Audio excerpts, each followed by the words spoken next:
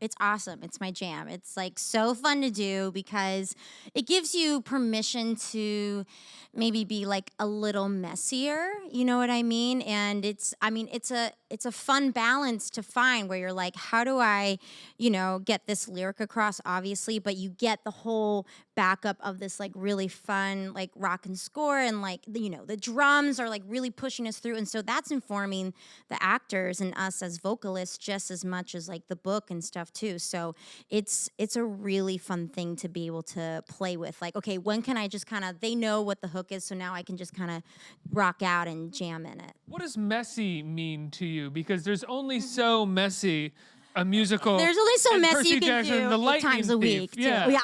That's, it's I would say like Can't go out and like in utero it or something like. Right. Sorry, that's a Nirvana reference, not in. Sorry. Yes, I realized as I said that I was You're like, like, that's a I weird. know that I will say 90s references all the time. Like I'll use like on My Chemical Romance for like early 2000s or like Paramore, and people are like, who, what? I'm like, oh my God, you have to go listen to Hole or listen to whatever that I'm listening to at the time.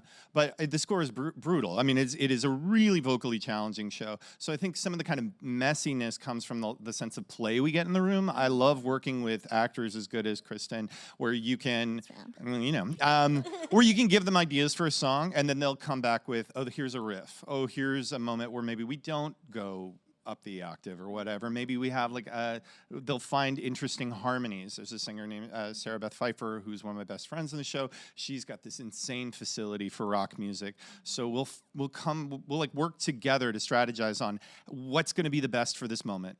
I once worked with an amazing actor that was like, don't just riff for the sake of riffing. How can it tell the story? What is it happening for the character? Yeah, and I think vocally, there's like clean moments when you want your vocals to sound, which I think is a more traditional musical theater sound, which is just like very clean and you can understand everything, and it's like, oh, it's like very lovely. And rock is more about like the emotion coming through the chords, and that's what I mean, I guess, by like messy, like sometimes it sounds, Chris McCarroll always like, I don't know what his brainchild is, but he like akins it to like a latte. He's like, how much foam am I putting on the latte today? I need like a little more like grizzle, you know what I mean? And so it's having fun playing with like, this is a clean moment when people need to understand stuff, and this is a moment when it can be like a little more, angsty. That's the fun of live theater too, right? So it can be there's a little wiggle room to have a variation in performance, and that's what's so thrilling. And that style of music lends itself to being a little different, and that's what's so fun.